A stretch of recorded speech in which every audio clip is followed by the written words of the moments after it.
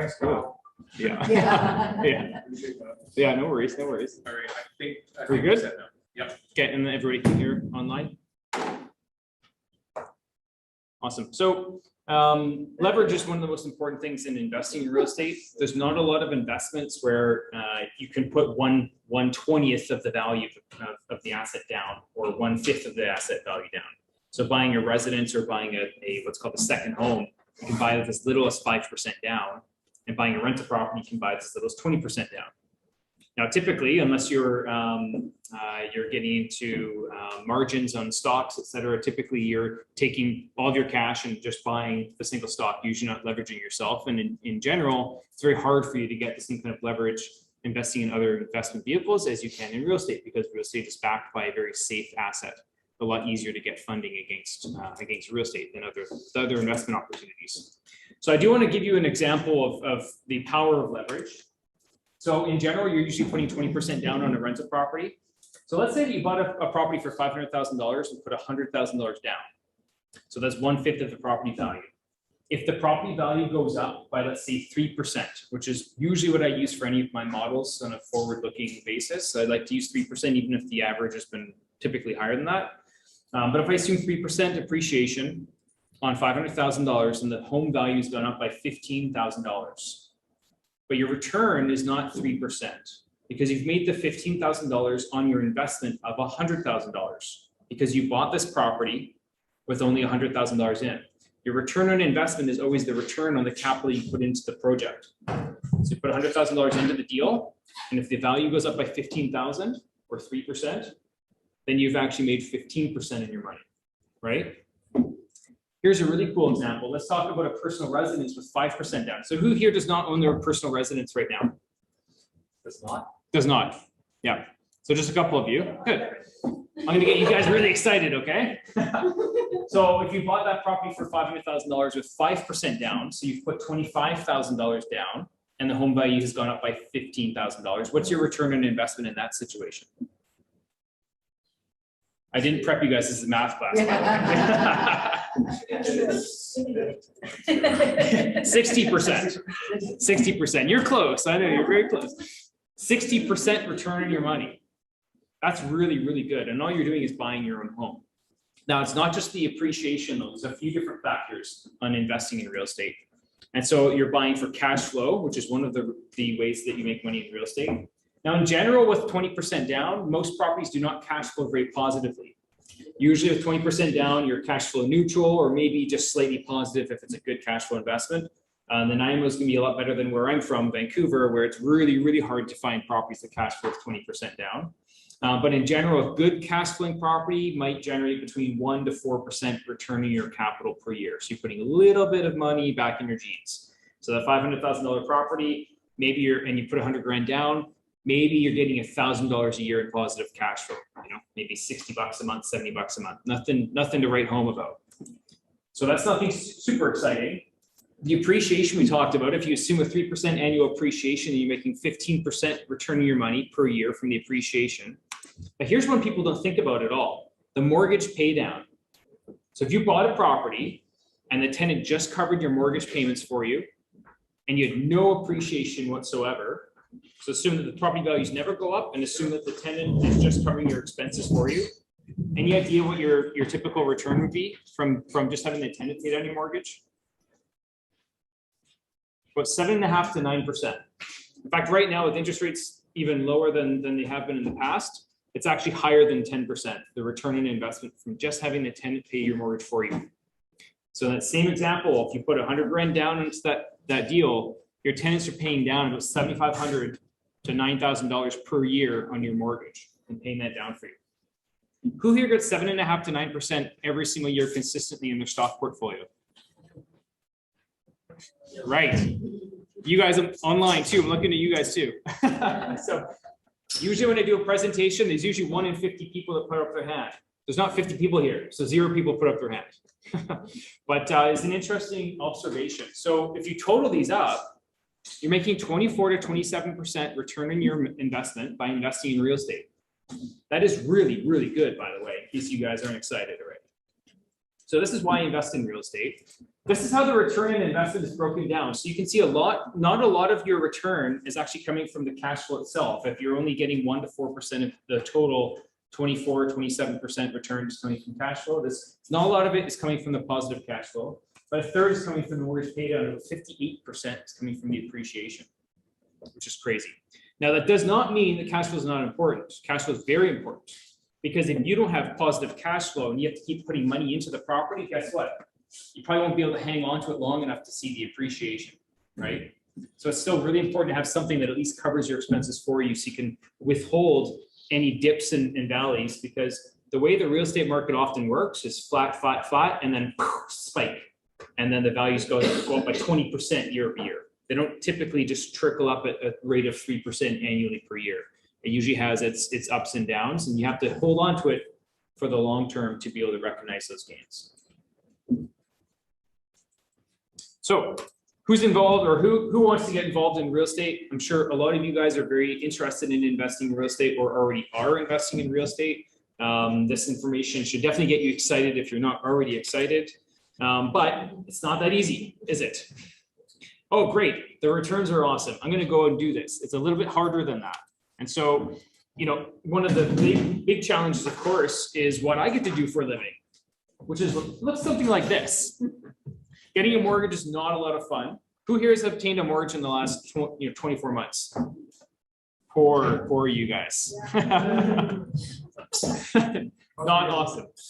I mean, this is really what it looks like nowadays. I mean, the number of staff that I have has significantly increased over the number of years. I look back at files that we started, 10, 12 years ago, and a lot of the little minor things like the property taxes, it would just say $4,000 in there. Like, I never needed to verify that information back in the day when I started in this business. And now we need to verify everything. And it seems like anytime a rule comes out, just like government, they come up with a new tax, like as soon as we're out of the deficit, we'll remove the GST and the PST, right? Guess what happens? It never gets removed. Same thing with mortgage guidelines. They come up with a new mortgage guideline, like one that came out recently because of COVID, was, we need to see 3 months of bank statements to verify that your tenants are paying their rents. Okay, well, COVID's kind of gone now, not quite, but it's kind of gone now. And guess what?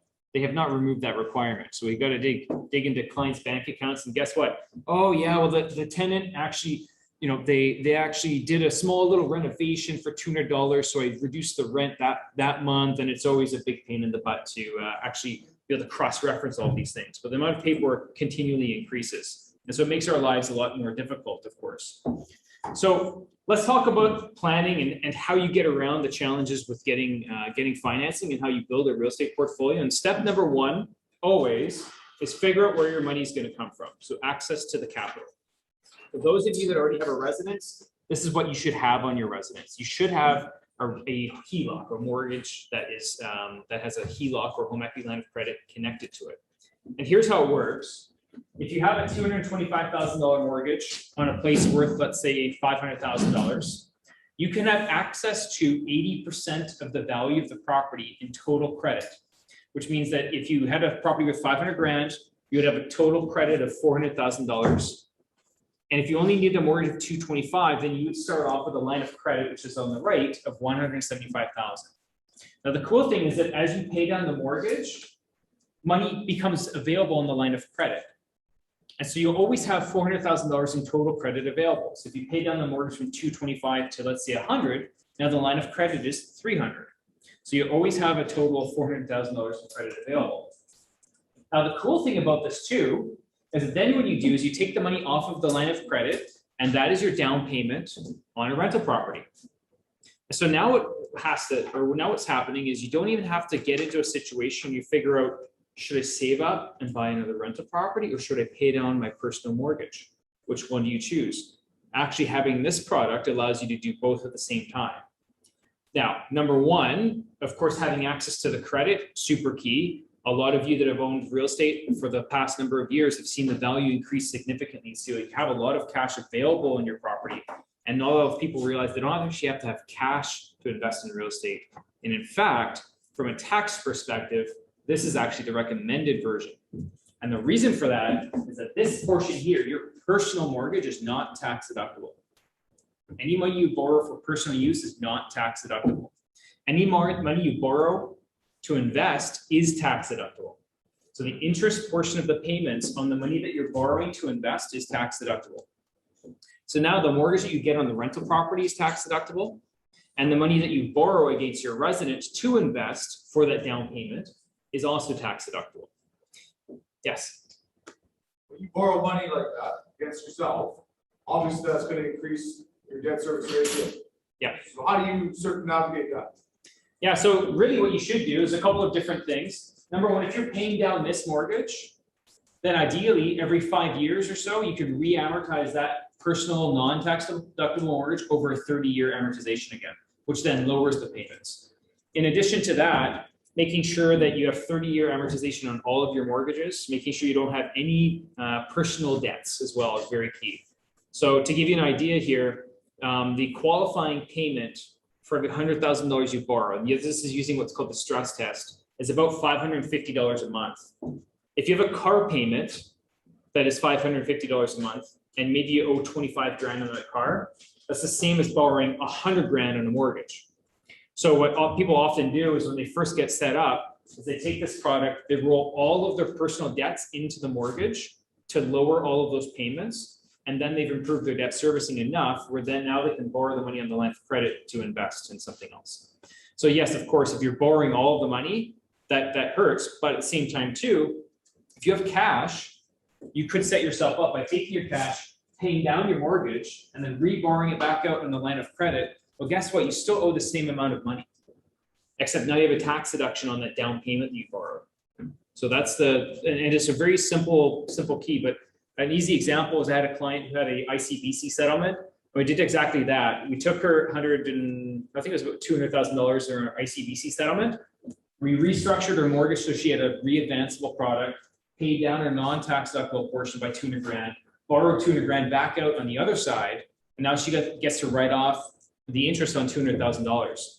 Back then, the interest costs, interest rates were about 3%. So 3% on 200 grand is about 6 grand a year in interest savings or interest write-off. And her tax bracket was about 30%. And so she's saving about $1,800 a year in taxes by just doing a very simple maneuver. And to be frank, a lot of the time, people go into their bank or a broker that doesn't specialize in working on this type of stuff. And people are often order takers. They say, oh, you're going to use your cash for down payment. Okay, process to go use your approval. But what you really need in addition to that is you need some tax planning. You need somebody to actually tell you, hey, by the way, did you think about this? Or did you think about that? The taxes is a really super important part of this.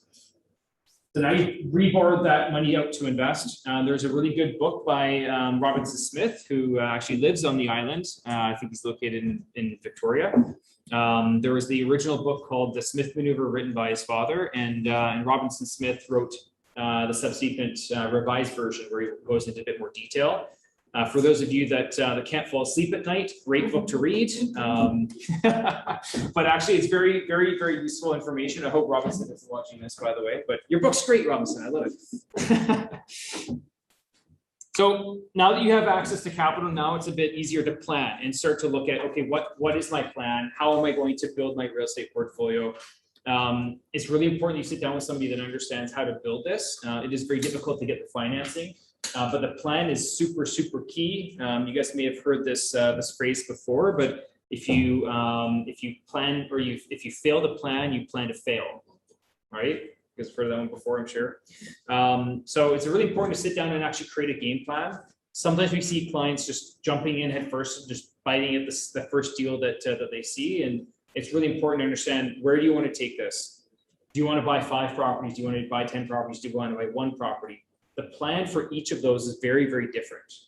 And as we'll go into later on in the presentation, whether you're incorporating or not, which lenders to use for the first property. If you plan on buying a lot of properties, you have to be a lot pickier with how you set things up right from the beginning, or else it becomes very challenging for you to continue to build it. And access to capital and being able to qualify for mortgages as you build the portfolio becomes more and more challenging, as I'll get into in a little bit. So how do you qualify?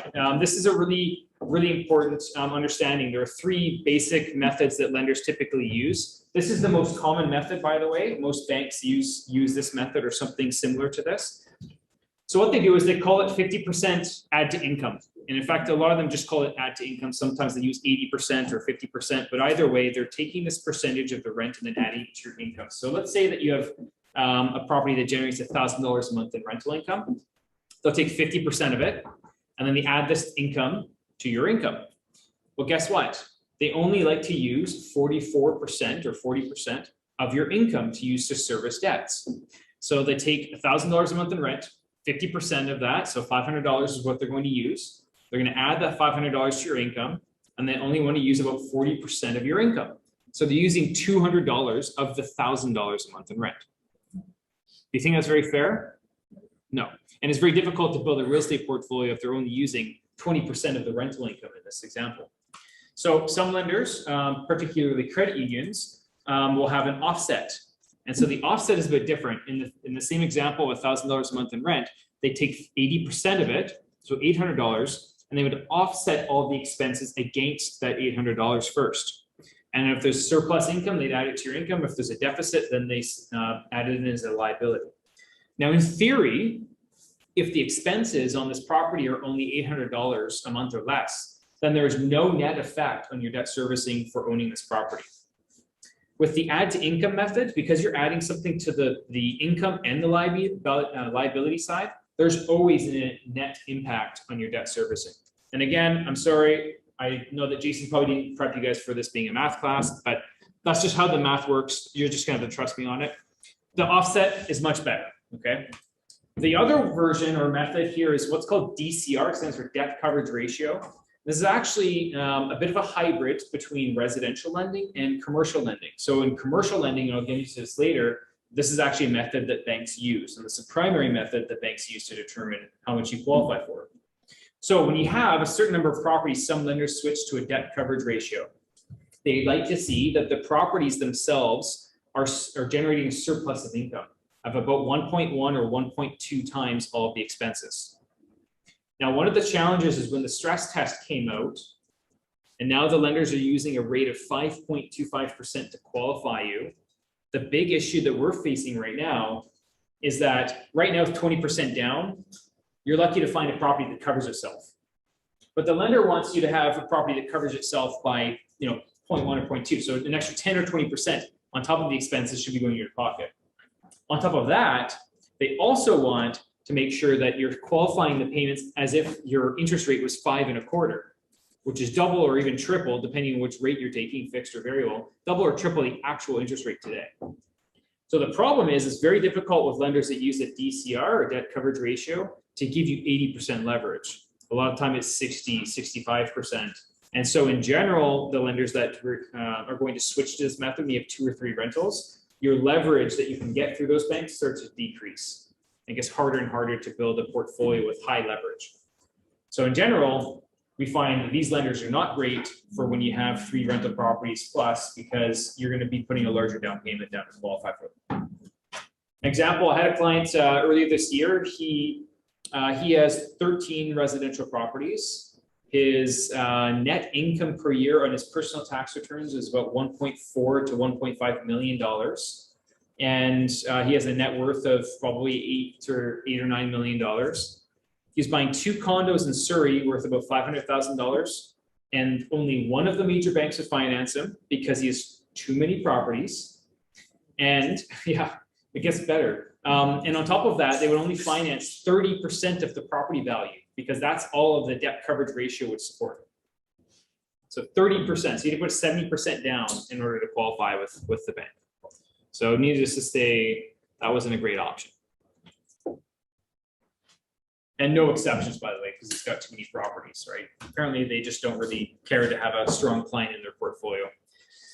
So now that we've figured out where our money's going to come from, we have a bit of a plan. Now it's time to start analyzing deals. And I remember when I first started in the business and started working with investors, I would ask people, so how do you analyze a deal? And a lot of them say, well, it seems like a good deal, I'd buy it. Really? Okay.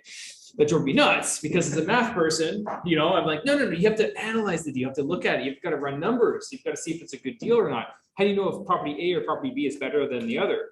And so one of the things that I actually did for my very first joint venture that I bought in 2010, was I created a spreadsheet for myself to run deals, and I ended up eventually making the spreadsheet look a little prettier than your standard spreadsheet, and then started giving it away to people at events like this.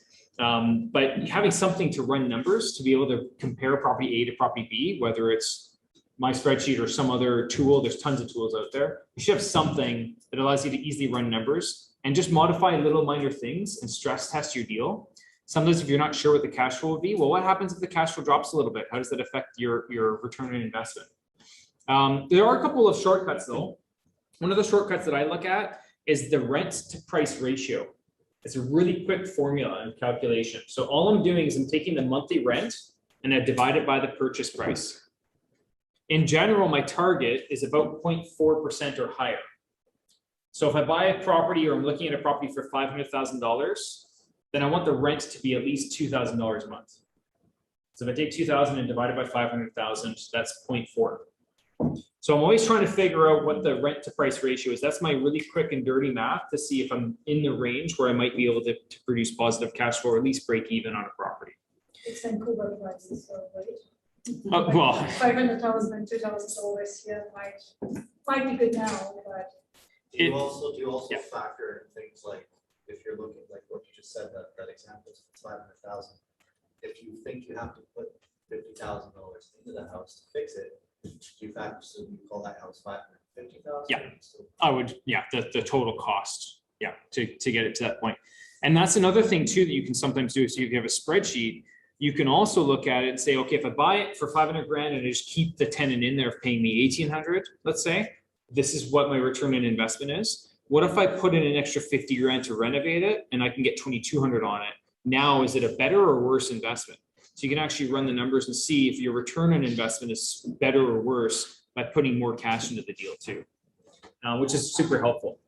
Another key piece of information that I always remember or keep in the back of my mind is that every 100 grand I borrow is about $400 a month, which also means that every 10 grand I borrow is $40 a month. So if I'm in the middle of negotiation and the seller wants an extra 10 grand out of me, I know that really quickly, okay, it's going to cost me an extra $40 a month. Can the cash flow handle that or not? And that's an important thing that to just keep in mind, because at the end of the day, it's all about creating a filter system. If you do a full-on analysis that you spend an hour on, and every property that comes across your desk is going to take you forever to skim through everything to find the ones that are actually going to work for you. And so you're always just looking at shortcuts. So the first shortcut is, what's the rent to price ratio? Okay, boom, yeah, it's in the range. Okay, next, use my spreadsheet. Okay, yeah, next, then I start focusing on the specific building that the property might be in, or the specific area, or some of the redevelopment potential, things like that. Using tools, very important. One of the things that I found to be very useful is determining what the rent is. And so I found a website called rentometer.com. Super simple. You put in the address and a rent number and the number of bedrooms and bathrooms, and it gives you some macro data on the rental properties in the area. So it'll give me an idea of what a 1-bedroom rents for, 2 bedrooms. It'll give me the median, 25th, 50th, 75th percentile as well. So if I buy a brand new unit, then I'm probably putting myself in the 75th percentile. If I'm buying a dive and I don't plan on renovating it, then I'm putting myself in the 25th percentile, right? So it gives me a really rough idea or a range of what I expect the rent to be, because I find the Craigslist method to be quite arduous and tedious. You're going through it, you're like, no, I don't know, is this one better than mine? It's kind of hard. These pictures kind of suck. You know, it takes you a long time, and then you're spending a lot of time per property. And again, you're just trying to do these really quickly and speed through them. But if you wanted to dive deeper, then Craigslist, of course, is a good tool. Part of it too, in getting your mortgage financing, is often when you get the appraisal, which lenders almost always require on a rental property, they also ask for what's called the economic rent. And so that's what the appraiser thinks the market rent of the property would be. And then you can also factor that into your analysis too. Now, a lot of the time the bank won't release the information to you and release the report to you, but they may tell you what the value came back at, and they may tell you what the rents came back at as well. So at least you have that information. So quickly filtering things, and ultimately at the end of the day, we talked earlier about how you make money in 3 ways investing in real estate. There's the cash flow, mortgage pay down, and the appreciation. They all drill down to one singular figure and number, and that's the ROI, the return on investment. That's the one that you want to focus in on, because that allows you to compare property A to property B.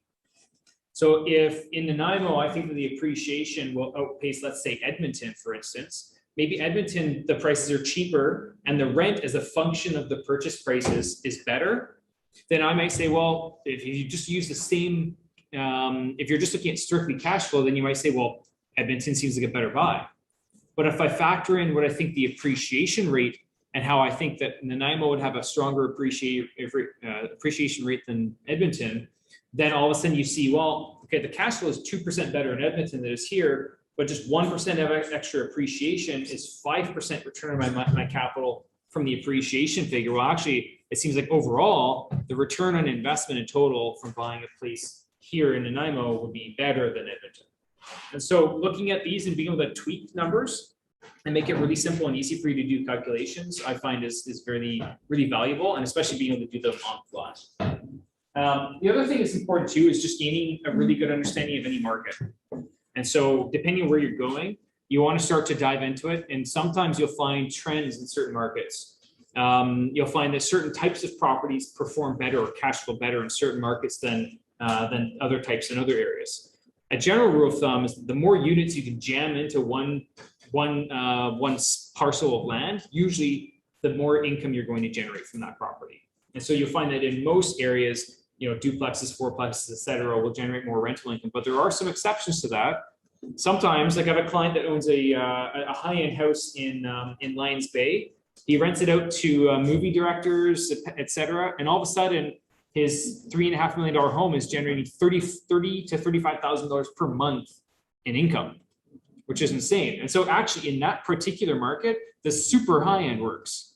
And you're going to find that in certain markets like Vancouver, fully furnished rentals attracting the directors and movie stars, et cetera, can actually generate better cash flow than a smaller, duplex or fourplex or something along those lines. So different markets will have different opportunities available. And this is just a quick snapshot of what my spreadsheet looks like. But again, there's lots of different spreadsheets and tools out there for you to do analysis on. So another thing is obviously getting connected. It's great that you guys are at an event like this. There's lots of opportunities to connect together, collaborate, discuss what's working for you, what's not working for you, what you're finding. The reality is none of you here are competitors with each other. It's always important to collaborate and share ideas with each other. I find that sorry, my notes there. I find that the more people get into in a room like this and chat with each other, they'll find opportunities where, oh geez, I didn't realize that was an opportunity, or oh, that's a good area, I've never really considered that, and you learn a lot. The number of things that I've learned by sitting in rooms just like this and watching another speaker present, and all of a sudden, click, there's a little moment, an aha moment where you realize, oh my gosh, I've never really thought about something in that particular manner. So getting connected and coming into groups like this is super key, especially as we'll talk about later. It gets harder and harder to do deals on your own. You start running out of cash, you start running out of credit, and eventually you need to find people where you can do deals together with, whether they're out there finding deals for you and you're doing joint ventures with them, or whether you're a cash partner investing in them because they actually have the credit. Same stuff working. There we go. All right. What the heck? Okay. It was working, no problem. So step 5, take action. Nothing's going to happen if you sit around, watch your tail wag around. It's not quite a full presentation without at least one caffeine in it, so I apologize in advance. But taking action is super important, guys. You can sit here all you want, and analysis paralysis is a thing, trust me. Sometimes I have a client who's like, oh, what do you think about this deal? It's like, Joe, it's been 3 years. You haven't bought a thing. If you just bought any of the deals you brought to me, you would have been a millionaire by now. Just do something, right? And so ultimately, at the end of the day, the people that are successful, sometimes I see some of my clients, I'm like, I can't believe you're successful. You are just Wild West. You're doing this, you're doing that. You're moving and shaking. And when you're moving and shaking, man, the world feels it. And yet, even though they've made a lot of mistakes along the way, they're still doing things and they're still getting ahead. So the taking action part is a really important key to this. You can do all the planning, you can do all the analysis all you want, but until you start writing offers and just getting your hands dirty, nothing happens. The information is useless unless you actually take action on it. So building, and this is primarily information to just get you started and build those first few properties. And there's a couple of quick tips that I'll go over here. The debt servicing. So when lenders are looking at qualifications, it's almost all about debt servicing. They don't really care about how much equity you have in your home. They don't really care about any of these other factors. It's how much income do you have and what are your liabilities. That's the primary driver. Even these net worth programs, what they do is they'll say, what can your debt servicing cover? And then we're going to add the net worth into it to help you bump up that number above and beyond that. So even with these situations where you might have $1 million in net worth and you're trying to get a mortgage based off of your net worth, they're still looking at how much your income can qualify first, and then using the net worth to top it up. So it's really important that you understand that that's the fundamental thing that lenders are looking for on the residential side. It's all about debt servicing. So given that, 30-year amortization on all of your debt, including your residence. Now, some of you are thinking, well, 30 years, that's a long time. Yes, but most lenders allow you to prepay your mortgage by between 15 to 20% per year with no penalties. And so on your residence, even if you don't want to pay it off over 30 years, if you have a 30-year amortization on paper, that gives you a low minimum monthly payment that you need to service, which means you can now qualify for more money. The number of times that we have to restructure clients' portfolios in order to get them qualified for one extra rental property, it happens a lot. A lot of time we start to scroll through it, and when my staff bring a file to me and say, hey, Kyle, this file's not working, I'm not sure. First thing I do we have any debts that need to be paid out? Second thing I look at, is there anything we can do to tweak the income and squeeze a bit more out of it? Maybe if they're self-employed, maybe there's a special program for that. The third thing we start to dive into is, what are the monthly payments on all of these clients' existing mortgages? And earlier I was saying every $100,000 should be about $400 a month.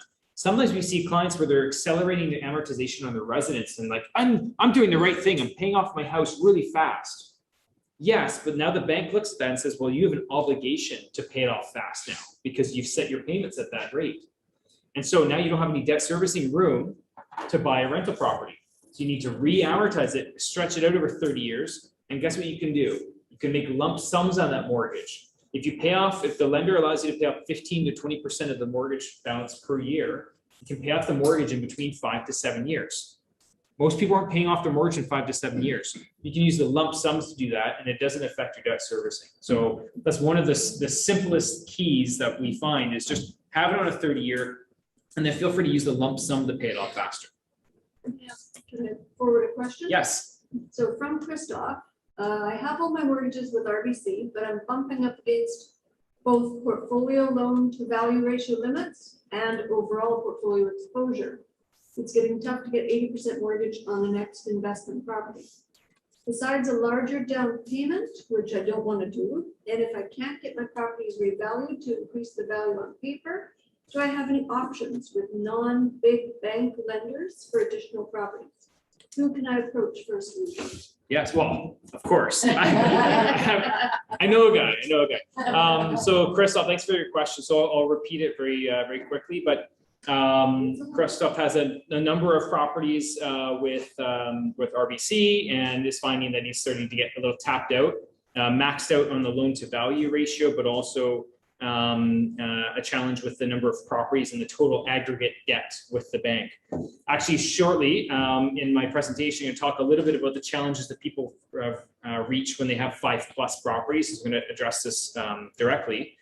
However, not all lenders have these limits. And in general, a lot of lenders have a limit of 5 mortgages with them. And sometimes it's 5 in total. But a lot of them are saying it's 5 with me as the bank. But you can have up to 10 in total. So as long as you have more than 10 and you have more than 5 with that one bank, then you can get financing. So just because your bank says no doesn't mean that another lender won't say no. In fact, lending guidelines vastly differ depending on the lender.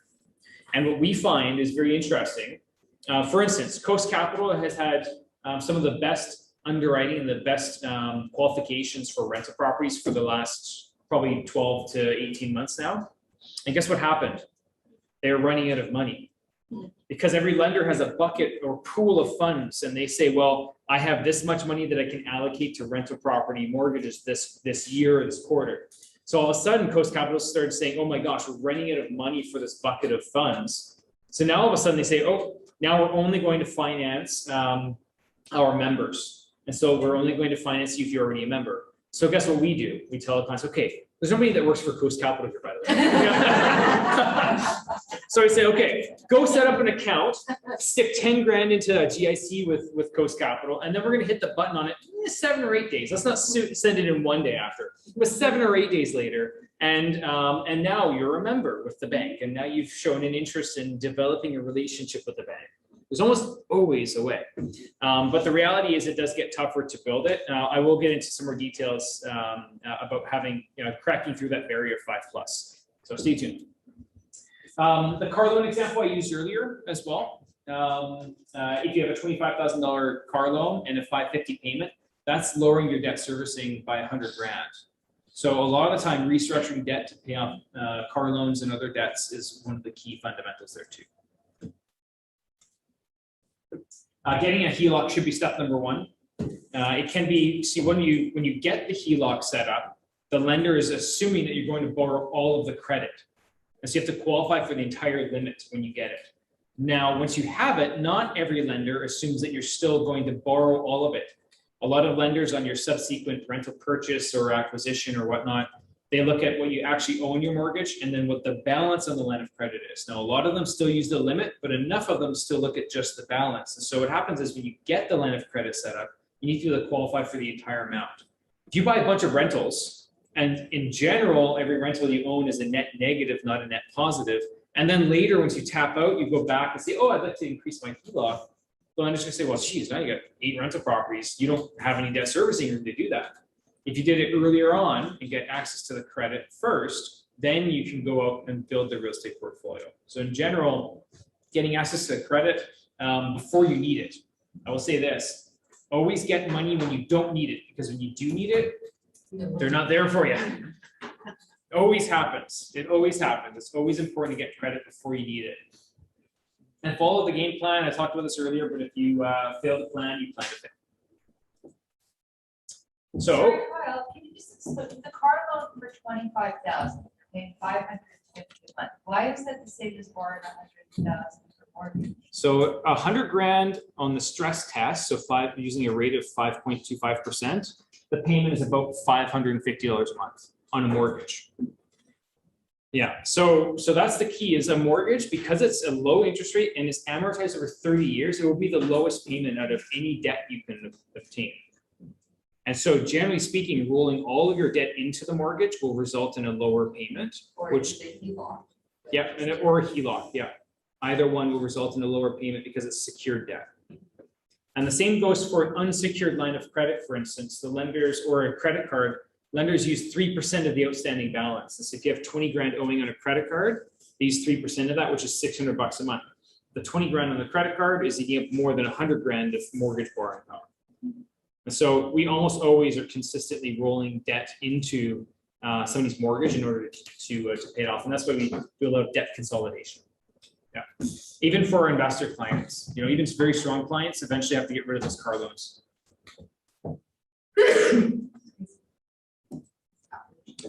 So one of the challenges, of course, is hitting the wall. I don't know if I skipped slides there. Yeah, I just skipped one slide.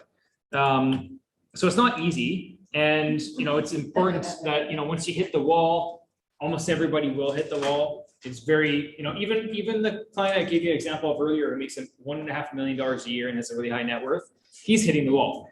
If he's hitting the wall, you're all going to hit the wall, right? It's going to happen at some point. So the matter of figuring out how to break through that. And there are lots of different ways. And so I want to talk a little bit about planning for properties number 5 to 10 as well. And I'm not sure how many of you are thinking that you want to get there, but I do want to just paint a picture for what that looks like, because it is very different and the challenges are different. And again, it's important to have a plan in place at first, because a plan for buying 1 or 2 rental properties is not the same as a plan for buying 10 rental properties. It is very different. If you plan on buying 10 rental properties, the advice that I'm going to give to a client is, okay, you really need to structure your portfolio properly and it needs you to use these specific lenders for these reasons. And it's going to perhaps cost you more in interest because you're not shopping the 40 different lenders in the marketplace. You're shopping just a couple for specific reasons. And so interest rate becomes less relevant and access to capital becomes more relevant. Because think about it this way, right? If you could save 0.1 or 0.2% on that $400,000 mortgage, you might be saving yourself $400 or $800 a year. But if you could buy an investment property, and if you're making 24 to 27% return on that 100 grand investment, you're making $24,000 to $27,000 per year by being able to buy into the property, right? It makes sense to be able to continually buy real estate and build that portfolio. And interest rates become less relevant as you grow. Access to capital becomes more relevant. We always find that this is the trend. Somebody's buying their first rental property. What's the rate? Like, you should be asking me how much money you can get. That's the question you want to be asking. So here are some challenges that you're going to run into as you build your portfolio. If you have a large portfolio, this is a challenge. Over 5 properties is tough. Not impossible, but it is tough. Professional landlords, by the way, not okay. Don't quit your job if you want mortgages, please. Okay? A lot of people are like, what do you want to do with your life? You're like, I'm going to buy a rental property, and then I'm going to quit, and I'm going to be a professional and real estate investor. I'm like, great. I hope you know some people that can qualify for mortgages. I have a question. Yes. How do you see Airbnbs as income? It's an interesting one. I actually bought a 7-unit building in Victoria that my fiance is literally living in right now, renovating. And so I'm coming over here doing this presentation, then driving down to spend a week with her and help her out a little bit. There were very, what was that? Yeah. It is very challenging. It is actually quite difficult. There are some ways to get around it. In general, what people are doing is if you're buying a vacation home, it's easier to position it with the lender that it's a second home, and then you're not using any rental income from it to qualify. So that's the easiest way first, is to try to do it that way. Once you own it, then you're going to have a track record on your tax returns of how much income you're generating on the property. So in general, the lender will look at the total gross income on your tax returns and then divide that by 12 to determine what your monthly rents are, and then they'll put that into your application. So you have to have like a year's worth of taxes in the books to be able to qualify with the Airbnb income. Correct. So once you already own it, then that's what they'll do. To acquire it, usually it's one of two things, either the second home route, or some lenders will use the market rents done by the appraiser. Now that number is almost always way lower than what you're going to achieve as an Airbnb. The problem is that lenders never like to use something that is a projection and is not guaranteed. So I'll give you an example. When you're determining how much income the lender will use for you, it's always either what you've averaged for the last 2 years, so you have a track record, or what your guaranteed salary would be. So it's either what you've already showed history on or what you're currently earning and what is guaranteed. The same thing applies for rental income too. They don't want to forecast what you might make on your Airbnb. They want to see it's either a long-term tenant, or if you're earning income on it, then what have you already been earning on it? It's hard to refinance Airbnbs, by the way, because the lender knows it's an Airbnb, very challenging to get it refinanced. Even if you've had it rented out monthly for the last 5 years. Short-term rentals are considered higher risk for the bank because you have people living in it that don't care as much because they're not living, they don't have to return to it after that weekend. And so the number of times that they get deteriorated from all the in and outs, people partying in them, et cetera, they just don't stay in the same shape. And the income is more cyclical in many cases too. Victoria and Nanaimo probably are decent Airbnb opportunities because the income isn't a huge spike in summer and then it's a dead zone in the winter, or vice versa, where if it's, Whistler's not a great example because they have a lot more summer sports, but a ski town, for instance, that doesn't have a lot of summer sports is the exact opposite. People that can't manage cash flow are going to make a lot of money, spend it during the summer, and then, oh crap, I didn't save enough money for my mortgage payments because now I'm upside down during the winter when there's not enough income coming in. So it presents more risk to the bank. Yeah. Another thing that happens when you start to build a real estate portfolio is the asset requirements start to increase too. A lot of the lenders, it's not a black and white set in stone figure or number, but a general rule of thumb is that about 30 to 50 grand per property is what is usually advised. And so you should have about 30 or 50 grand in TFSAs, RSPs, cash, stocks, bonds, mutual funds, etc., per property. And that's a good kind of rule of thumb. Lenders like to see that. Some lenders, if you have certain thresholds or limits, like TD, for instance, they use that debt coverage ratio. If you have 500 grand or more in eligible assets, then they lower the requirement for that debt coverage ratio. So they'll give you some breaks and make exceptions if you've got a lot of cash. The reason for that is twofold. Number one, it reduces risk. If you have all of a sudden a large number of people, if you have 5 properties, there's a higher chance that a large number of negative things can happen at the same time. So you could have one tenant trash the place and then move out, and now you have to put money into it to re-rent it. You could have another place that's already vacant. You could have a special assessment on one of your condos for 50 grand because it's a leaky condo or something like that. You can have a lot of things happen at the same time, and you can have a lot of cash calls. So the lenders like to see that they can reduce their risk. The other part of the equation, however, is the banks are here to make money.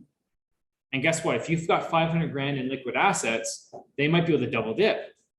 They could perhaps do the mortgage for you and say, oh, by the way, you should, now that you've got the mortgage with us, why don't you move your mutual funds over here and we'll show you how to make more money in the mutual funds. And so that's often a carrot you can start to dangle. And in fact, once you get to a larger portfolio, that's often how we're coaching clients. It's like, you got to save up some money from liquid assets. And then you literally dangle in front of the lender, like, which lender's going to lend me money? Oh yeah, I'll consider moving them over. I tell my clients, like, when they call you, you tell them that you're interested in moving your money to them. Okay. I know you're not, but tell them that you are.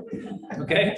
And then that would make sense. Oh yeah, he seems like a great guy. He's gonna, we're gonna have a chat about the moving the investments. And you know what? Maybe you do move them over, but make sure that they're nice and flexible. And then when they say no to you on the next real estate transaction, then you go dangle them in front of somebody else and move them to the next bank, right? It really helps to be able to build a portfolio by having the liquid assets. A low income is a big challenge, and the stress test doesn't help. They're using 5.25 as the interest rate to calculate the mortgage payments right now. Another important note, and a lot of people don't realize this, it's not just the banks that are enforcing this, it's actually the government coming in and telling the banks to enforce their guidelines, saying, hey, we need to make sure that we have prudent lending here in Canada. You need to make sure that you're lending according to your guidelines.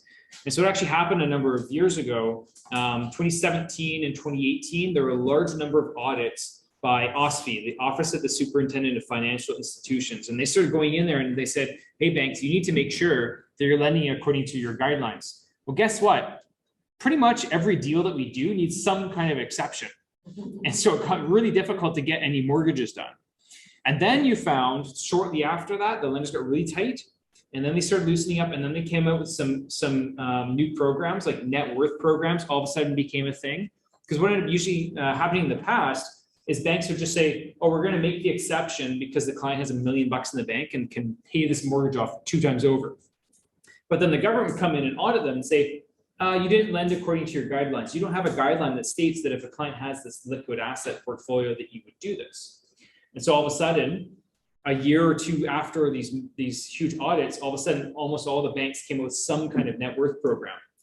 And what I heard is that they actually had to get it cleared by the government before they could release it, which is kind of interesting. And so the government plays a much larger part than people realize and think.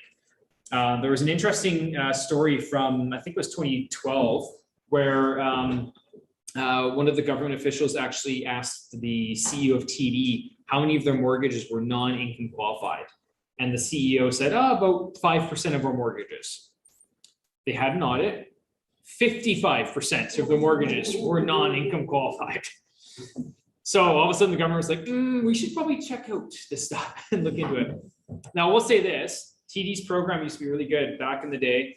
35% down, no questions asked, basically. If you don't owe taxes and your credit score is good enough, you put 35% down, there's no questions asked. Because from the bank's perspective, with 35% equity, what could really go wrong, right? But as a mortgage broker, if I didn't have to supply all of the regular documents, if I have a client that had a good income and had good credit and everything, if I could tell my client, hey, I don't need your pay stubs or your letter of employment, you've got good credit and you've got 35% down, just give me your notice of assessment and we're good. Of course, you're going to take the path of least resistance. So that was the problem with the program, is that not everybody needed to be approved under the program, but a lot of people did because it was the path of least resistance for brokers and bankers alike, right?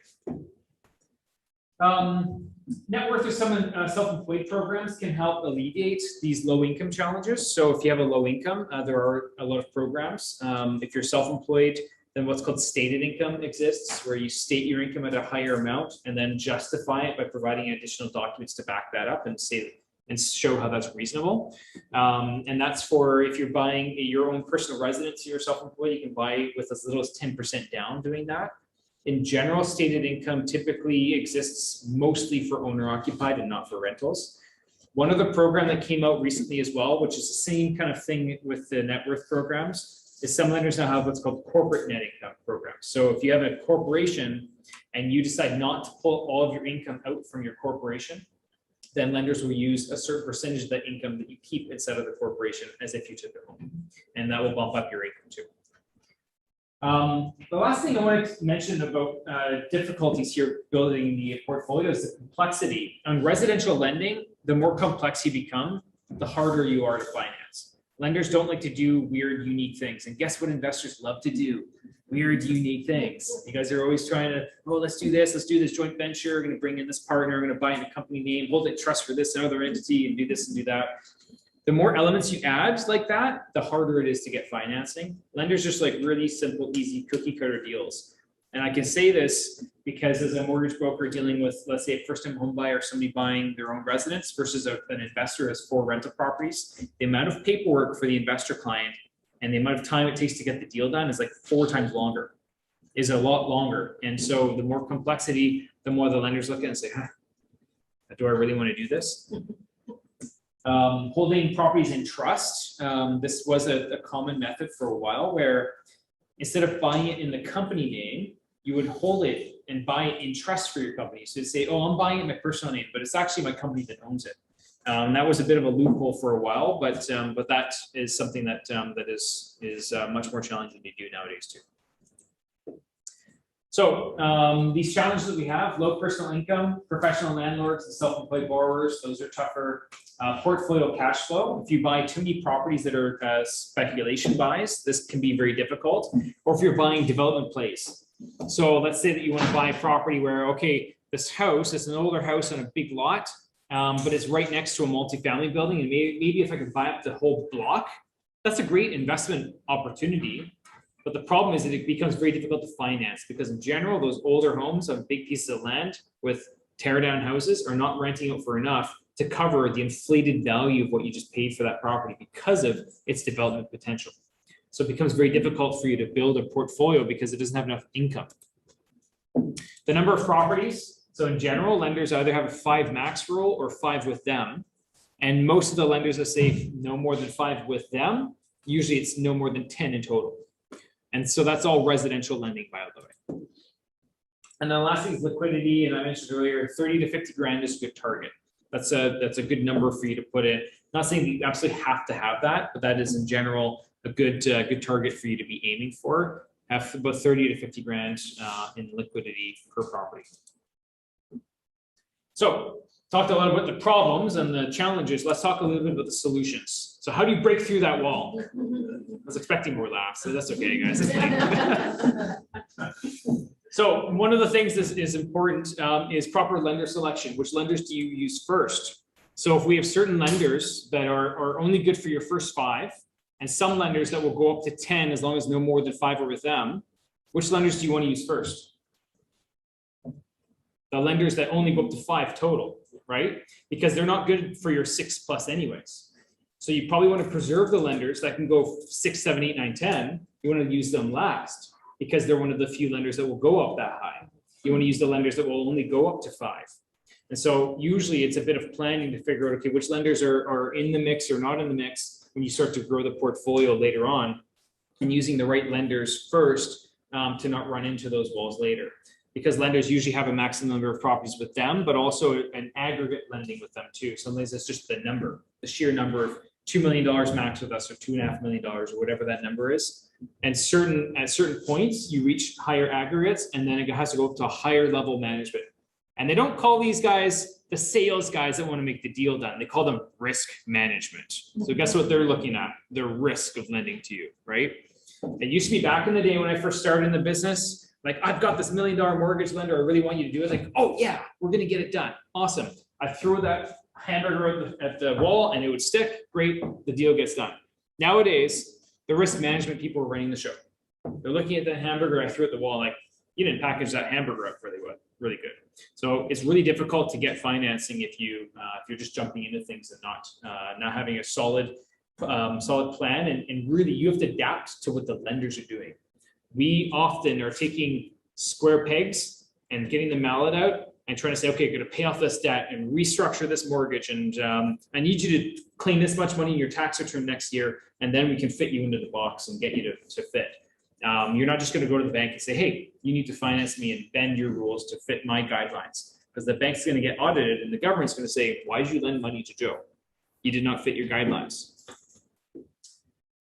So one of the things we look at is use lenders that don't do 5+ in the beginning. And you're preserving lenders that can do 5+, and that's keeping as many doors open as possible for you as you grow your portfolio. So this is a basic concept, but it does really help. There's only, I find that most of my business goes to major banks or credit unions, and most credit unions and major banks have this 5 property cap, and there are ways to break through that. We actually developed, I call it software, but it's a really, really good spreadsheet. I'm sure you guys have figured out now that I really like spreadsheets. But I developed a spreadsheet where you put in all of your properties into one field, and then it actually spits out the debt servicing, the TDS, GDS, the DCR. Don't worry, guys, you don't need to remember any of these. But it tells you all the numbers and it quickly highlights which lenders are a fit and which lenders are not a fit without us having to go through. Because actually, what normally happens when you are doing this is we punch all the numbers into our actual system, not the Excel spreadsheet. And if the numbers don't work, then you have to go through and change it. Okay, I'm going to change it to an offset on all of the rental properties. No, it doesn't work. Okay, I'm going to try this other lender. And then, oh, right. They have a different calculation. I have to add this in or subtract that. It takes forever to do our job. And so I spent many weekends developing this awesome spreadsheet. It makes it a lot easier to underwrite it all at a glance to figure out where does this deal fit. So here's a natural progression. We've done our first 5 properties. You usually buy your residence first, then your first rental, and then getting up to 5 rentals. So we're kind of ending up here. Now you're getting into the 5+, and this is where a lot of clients start to make the transition to commercial lending. So what is commercial lending? I've got another graph, another visual for you guys, but I want to give you an idea of the difference between commercial lending and residential lending, and also small business lending, which kind of fits right into the middle. And a lot of people have never heard about small business lending before, but it's one of the things that I've actually found to be very, very beneficial today, because it fills a bit of a gap. So qualifications on commercial, it's based primarily on the property. Small business is a bit of a hybrid. You're going to notice the trend here. Small business is kind of straddling the line and a bit of a hybrid of both. And then residential, it's almost purely based on the borrower. They're not really using a lot of the rental income from the rental properties. They're looking primarily at you as the individual, which can be good or bad. Rates on commercial can be very, very cheap, like 1.79%. That interest rate, the very low rates for commercial, would be for CMHC insured multifamily. So if you're buying 5 units or more and you're going through CMHC, the rates are actually better than they are for residential mortgages. Normally, though, the rates are in the mid to high 3s as of now for commercial lending, so it's higher than residential. Small business is going to be somewhere in between, and then residential, pretty small bandwidth there, about 2 to 2.5% for 5-year fixed. Variables are much cheaper, by the way. Variable rates for residential are like 1.5% or lower.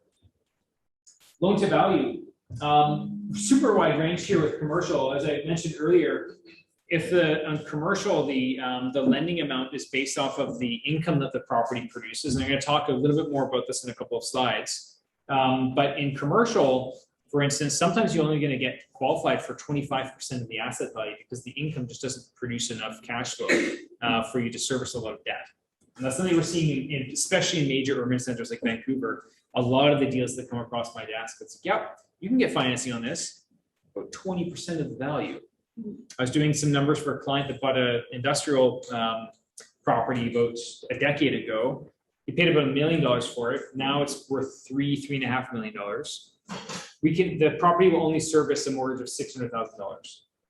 So the conversation now becomes, well, does it make sense to refinance it and keep it, or does it make sense to sell it and take that capital and then invest that in a bunch of other things, perhaps buy a couple of multifamily buildings somewhere else? Loan to value for small business can be up to 80%, but a lot of the time it's 75. And then in residential, again, up to 80%. Usually for your first few rentals, 80% is quite achievable. When you start getting into 3, 4, 5, and especially 5+, it is harder to get 80% leverage. Lender fees in commercial are anywhere from 0.25% to 1%. Small business is 0 to 0.5% usually, and then residential, typically there's no lender fees.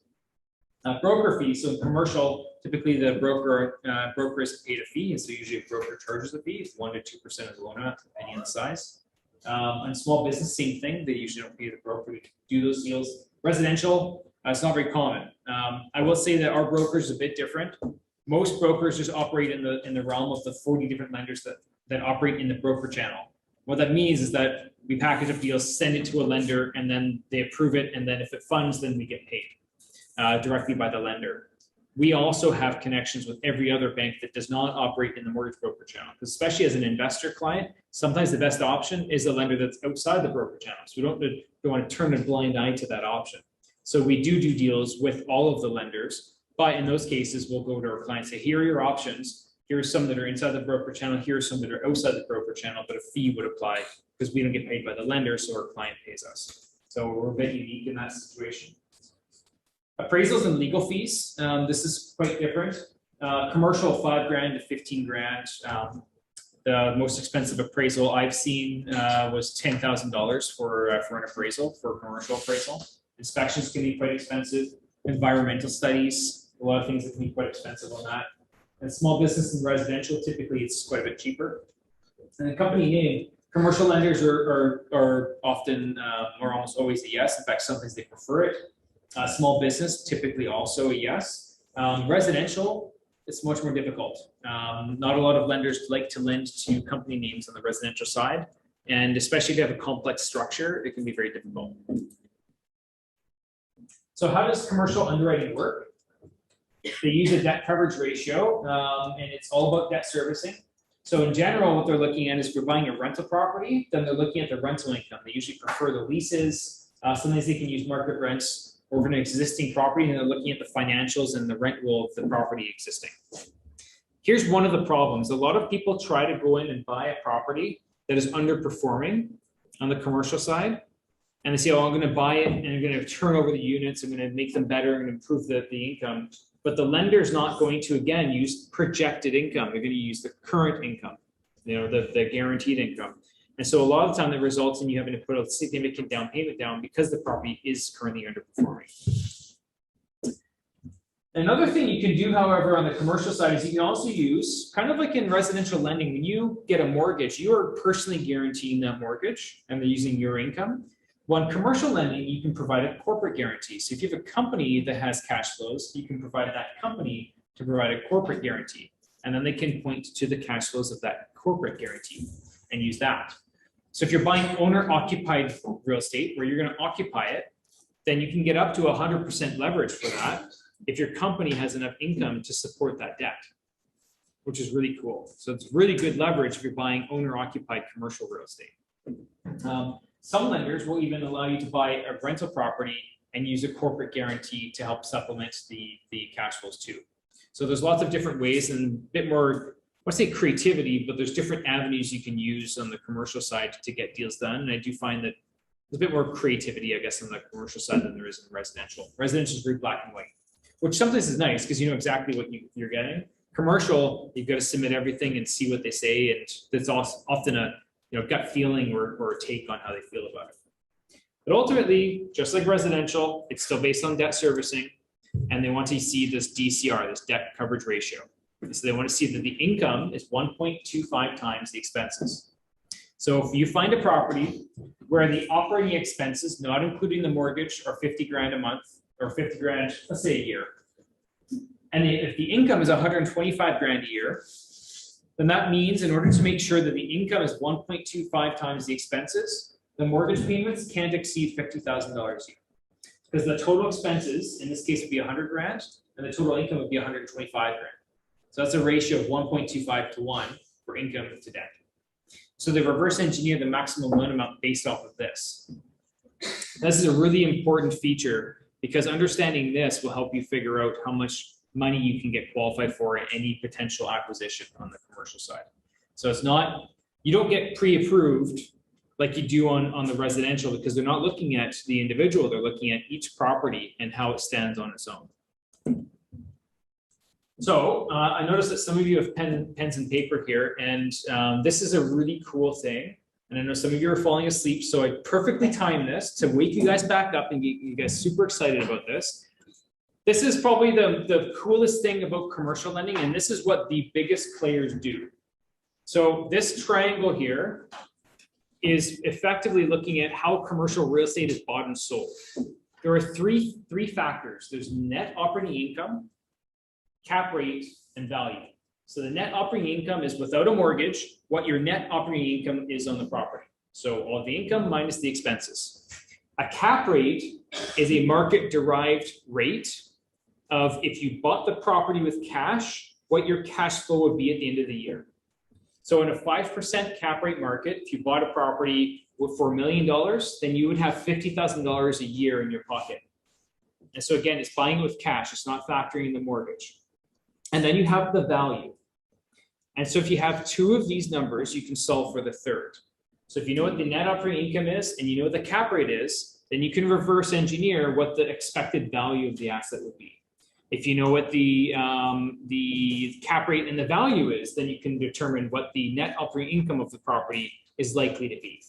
Okay, I'll give you an example here. Let's say that we're buying in a market. What's the cap rate in Nanaimo, would you say, Jason? Once upon a time, 5%, but probably closer to 3.5. The math is easier with 5, so I'm going to use 5. Okay, so let's assume we buy in a different market with a 5% cap rate. This means that if you're buying in a 5 cap market, people are willing to pay $20 to receive $1 of net operating income per year. Okay, so you're getting, if I pay $20, if I get 5% of my $20 back, that's me getting $1 back per year. So that's what a 5% cap rate market represents. Okay, so if $20 of value put into it gets me $1 of net operating income per year. But here's the part that gets me super excited. You can reverse this as well. You can buy a multifamily building and improve the net operating income by $1, and it improves the value by $20. You guys aren't excited. You guys not at all? Right? Yeah, okay, you're excited. That's good. That's good. Okay, let me paint a picture for you. So there's a really cool example of a company that that I know that goes down to like Phoenix. They go down to other parts of the US, and they do this for a living. They have a business that does this. But this is, I mentioned earlier, my aha moment. I had this aha moment watching one of their presentations 7 years ago or 8 years ago. So what they did is they had a multifamily building under contract. It was 200 units. And they stuck a notice underneath each door asking if the people would pay an extra $50 a month to have a washer and dryer installed in the unit. Because 100 of them were millennials, they said yes. Okay, us millennials, we like our comforts. So millennials, of course, said yes. I would have a washer and dryer installed in my unit. I would pay an extra $50 a month for that. So working out the math, $50 a month per unit on 100 units. You're getting $600 more per unit, that's $60,000 more per year in net operating income. In Phoenix at the time, the cap rate was 6%. So to work out the math here, what you're actually doing is you're taking the net operating income of 60,000, you divide it by 6%. Again, math class. I don't know if Jason warned you, but this is a math class. Divided by the 6% cap rate, the value increased by $1 million just installing washers and dryers in the units. And in 100 units, do you think the washers and dryers cost $1 million? No. Cost about 150 to 200 grand to get them, to purchase them and install them. There's already a closet that had a hookup for washers and dryers to get hooked up into. So it's really, this is a super simple example. Yeah, exactly, right? It's convenient that it already had the hookups and everything, right? But situations like this exist, and it just is tough to find these underperforming assets and improve them. But they do exist. And an easy example of this is, we're talking, and I overheard some people earlier talk about how the government's next year gonna allow us to increase the rents by 1.5%. Woohoo! Awesome, right? So going back to this example, because we've been having some conversations about this, if you found a property where you had tenants that were stuck in there and lived and staying there for a long period of time, and they're paying $500 under market, and if you found that, okay, well, that if I could bring it up to market, that would be an extra $6,000 a year. And in a 5% cap rate environment, if I could just find a way of getting the tenant out and getting a new tenant in there to pay market rents, if I could find a way, then on that unit alone, I would increase the value by $120,000. $120,000. There's something called cash for keys. Have you guys ever heard of cash for keys? Cash for keys, baby. You flash the cash in front of a tenant, say, would you take $5,000 to leave them? Oh, $5,000. They're already thinking about the new car they're going to buy and everything. And that $5,000 all of a sudden improved the value of your asset by $120,000. Now, this exists in commercial because people are buying these types of assets based off of the income that they produce. It does not work as well on residential real estate because the value is not increased, because it's still, in general, most people are buying residential real estate for personal use, not for the income that it produces. And so in general, you putting $100,000 in renos into a residential property generates usually $100,000 of additional value, maybe 120 if you've done a really good job.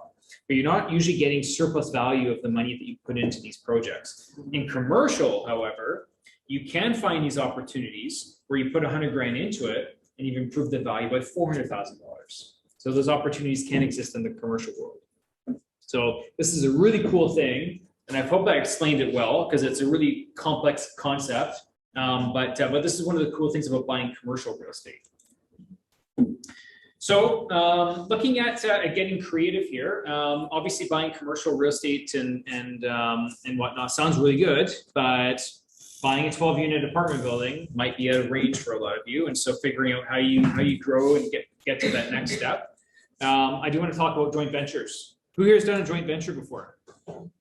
All right, only a couple of you. Yeah, Monopoly. Right? If you chip in for Connecticut Ave, I'll chip in. So in general, in a joint venture, there's usually 4 ways that you bring value to a joint venture: a cash partner, the deal manager, the deal finder, and the qualifying partner.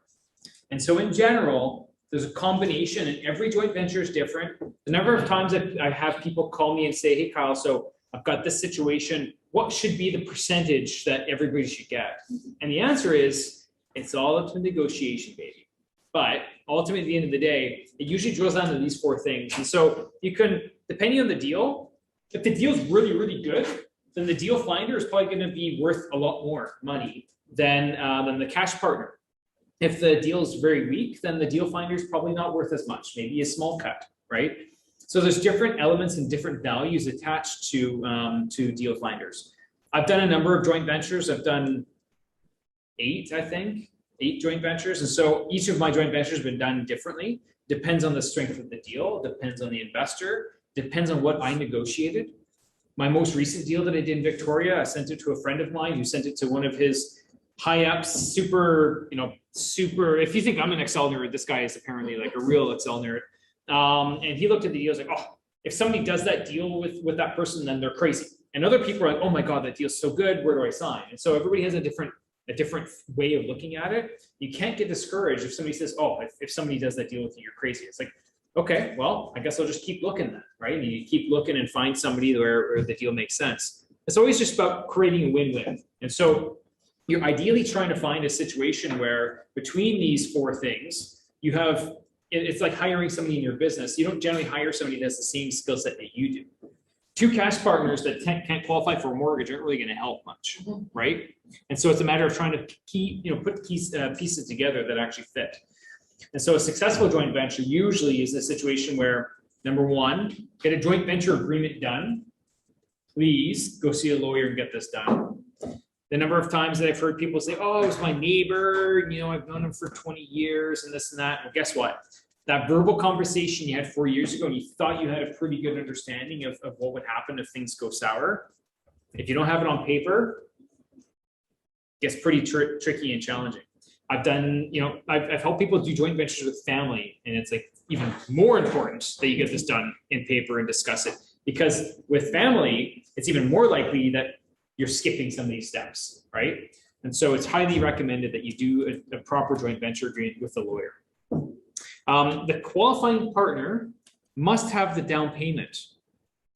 So this is often a challenge. I find this happens a lot where we say, hey, I've got this guy, he's got a good income. He's going to come in and sign the mortgage. And this other person that has the cash wants to be silent. It's like, well, I can't just say that this borrower over here is going to have a magical 100 grand pop into their account from Joe over here. And the bank's going to be like, oh, no problem. We don't care about anti-money laundering here in Canada, right? Yeah, that's actually a big problem right now. The government is definitely breathing down our necks more than ever on anti-money laundering. The explanations and the reasonability tests, they're called now. They look at an application and say, this guy's 28 years old, he's been making 40 grand a year for most of his life, and you're telling me that he's got 150 grand in the bank. Are you sure? And so we're having to explain things quite a bit more, and things get more complicated. So the qualifying partner must also be able to show that they have the down payment. Networking is key. Coming to events like this. Sometimes I have clients say, oh, do you have any joint venture partners for me? Like, well, I know I have some people that need money, and I have some people that need deals. But if I just connect you guys together and you guys don't know each other, it's going to be pretty difficult for you guys to connect and make a deal happen. And so it's a lot easier if, hey, I know this person and this person, and they both go to the same networking event and they've met each other before, then it's a lot easier to say, yeah, actually, I could connect the dots and help you guys out, and you guys know each other. So here you go. Let's see if there's maybe a deal that can happen, right?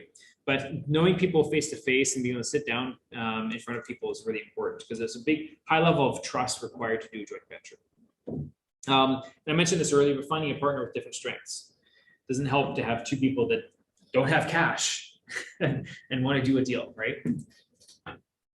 I won't go too long into this because it's a bit complicated, but we'll talk very briefly about incorporating or not, because this question always gets asked whether I should incorporate or not. And you can buy effectively in a personal name, in a holding company, or in rare cases in an operating company. Buying in an operating company is typically something that's only done or doable on the commercial side. And even then, for liability reasons, it's still generally not recommended that you buy in an operating company name. It's usually recommended that you buy in a holding company name, and your operating company occupies it and rents it from your holding company. Because then if you're making widgets and you get sued because your widget, a small child swallowed the widget, you forgot to say not suitable for children 3 or under, oops. Then you want to make sure that your assets aren't inside of that company. So often you'll see that those assets are separated. Let's talk really quickly about the difference. So in a personal name, it's easiest to get the financing. The tax rate, which is one of the main reasons that you look at this, the tax rate is between 20 to 50% depending on your tax. The average tax rate in a personal name for individuals is about 41% tax. Holding company, it's more difficult to get financing in the holding company, and also the tax rates are higher, which is kind of odd, right? So why are people buying in a holding company? The tax rate for a holding company is about 50.7% tax. And then you have an operating company, and it's almost impossible to get financing in residential lending inside of an operating company name, unless you're doing commercial lending, et cetera. But on the flip side, an operating company is actually taxed at a very low tax rate. The small business tax rate is about 10.5% for an operating company. So here is a common structure here, and one of the main reasons that people do invest and buy in a holding company name is usually if they have an operating company that is generating cash flow. So this is a common tree that we see. You have an individual, and their operating company is effectively earning an income and then flowing the money up to the person, the individual. But what happens is, if you pay yourself from your operating company, then you're paying personal tax on it, right? And so what often happens is, instead, you have your money coming from your operating company. It either flows up to a cash holding co or directly from your operating company, and it moves right over to your real estate holding company. And so what you're doing is you're lending money from your opco to your holdco, and you don't pay personal income tax on it when you do that. So an example, if you had 100 grand in your operating company, you could pay yourself as an individual, and then you pay 40% tax on it. Now you have 60 grand left, and then you go and invest the 60 grand. Or you could take the 100 grand in your operating company, pay 10.5% tax on it, and then lend it to your real estate holdco. And now your real estate holdco has 90 grand to invest. You might be paying more in income tax in the holding company, but as most people like to do, let's just kick that can down the road and pay the tax later, right? So another feature that sometimes happens too is sometimes if you get to scale, you will also set up a real estate consulting and management corporation. There's some restrictions on this where apparently the CRA would like you to have 5 full-time staff, and if you have 5 full-time staff, then automatically they'll allow this. But at certain scales, you can set up an operating company, which then invoices this holding company and moves all of the tax from 50.7% to 10.5%, because this is an active corporation.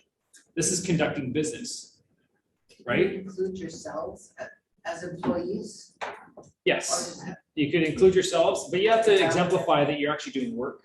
Yeah, Right. if you were actually legitimately. What helps is you manage your friends' properties and you manage other people's properties, Yeah. right? And so if you have a larger portfolio, then you say, hey, let me manage your properties for you. I'll do all the work, because you probably know something about management. As an example, our Airbnb that we bought in Victoria, we set up a property management company, which to start will only manage our own properties. But we're already getting a ton of people like, oh, can you manage our property? And so by doing that and starting to manage other people's properties, if the CRA audits us, it's like, well, we do manage our own, but we have all of these other properties in our portfolio. So is that a problem? Like of course, we're going to manage our own properties through our own company, because that's how we operate our business, right?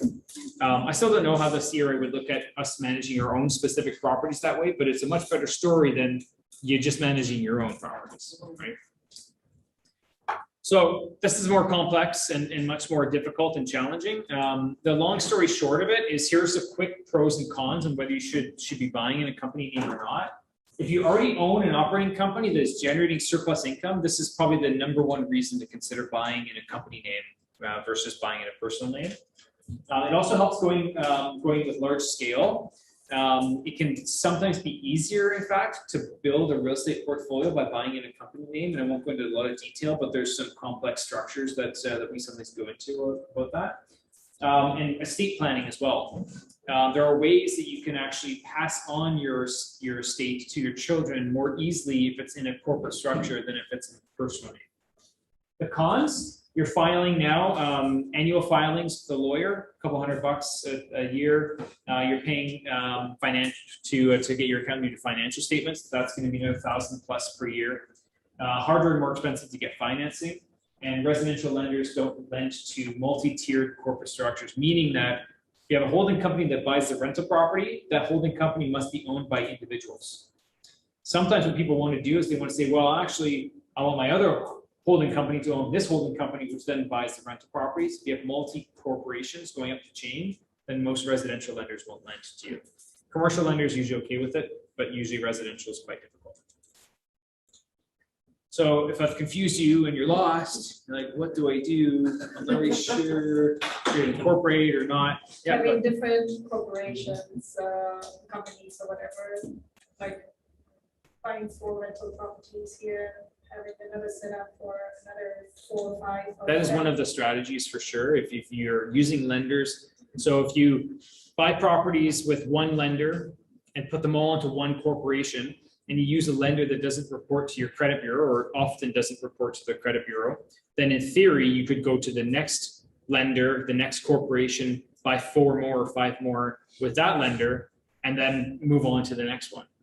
It's really hard in practice though, because you're doing a few, and then all of a sudden that bank that you have 2 properties with right now in that one co say, oh no, we can't do this deal. You're like, oh crap. Then you got to find another bank, and then you have the next corp set up and ready to go, and then you have to assign it to the new corp. It's harder in practice, but in theory, yes, that's the plan. And so we do have clients that try to set it up that way. So just looking at I guess it's the same slide. I don't know why that came up after. All right, I was modifying my presentation, adding a couple humor points, and maybe I must have added it after the fact instead. So turning knowledge into action and committing and doing something. We do have a lot of tools that can help you build your real estate portfolio. So I showed you a couple of spreadsheets earlier, but we have a residential spreadsheet to help you analyze residential deals, commercial analysis as well. The commercial spreadsheet actually calculates that debt coverage ratio for you. So you can punch in the numbers and it'll tell you how much financing you get on the property, which is super, super key. We also do a monthly webinar, and we have different topics that we kind of rotate through. This is the spreadsheet I was talking about. And so we're here to help you grow and give you some planning and help you figure out how you can get to the next stage with your investing career. And in addition to that, I also set up a consulting company. It's called Greenwealth. And so some of our clients really want to dive down into more of the nitty-gritty details of how to get their financing structured and also just planning of their portfolio. One of the challenges, and I'll be very transparent, is that as a mortgage broker, we get paid to do mortgages. What is happening a lot though is you do these presentations and people start asking, oh, how do I build a real estate portfolio? Should I incorporate or not? And we end up often going down a path where people want to also get the advice part of it, but we don't really get paid to do the advice part. But at the same time too, I didn't want to just turn away clients and say, no, sorry, we don't do that. And so I just set up a real estate investing consulting company to make sure that people still get that and also get that high level advice from myself too. It's tough as you grow a company and you have 18 staff members. You want to do everything, but you just don't have enough time to do it. And so this is a way of still giving people that one-on-one time with me to give them that advice and input. So there's lots of planning that we go into. We have an onboarding package. We look extensively into where you're at now, where you want to be. We meet with your accountant and yourself to figure out what your income needs to be, especially if you're self-employed. We do a lot of that planning with the accountant and figure out what your income needs to be and setting that up on an annual basis. We also have a program called LenderLink, and that was that spreadsheet that I showed you guys earlier. But with Greenwealth, we have discounted fees. So instead of paying what you would normally pay as a transaction fee within our mortgage company, there's discounts if you're in Greenwealth. So if you're doing a lot of transactions, with some of our clients are doing, then Greenwealth may be a good option for you. So anybody that wants to learn more about that, you can book a consult, and I'm happy to explain more and go into more detail. Otherwise, I have a lot more information on my website and FAQs, downloadable spreadsheets, things like that.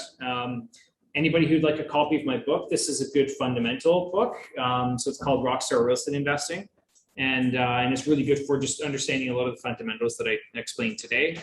And if you or even a family member is interested in a copy, you can email us at info@greenmortgageteam.ca, and we will, and please put your address in there, and then we will mail you a copy. I'm always surprised that people say, yeah, I'll have a copy, please. And like, what's your address? And it's like, and then they send their email. I'm like, I can't email you a hard copy of the book. I need your mailing address, please. And yeah, we are located in Vancouver, but we do mortgages effectively across the country, except for Quebec, because Quebec is really weird. They like to do things differently there. So yeah, awesome. I'll open up the floor for any questions. I'm sure there's some questions from people. Do you have any questions in the chat? Not right now. Yeah. Yep. You talked earlier about fitting the wall. Have you found that there's different types of walls to hit? Because we found, you mentioned like the financing part of it.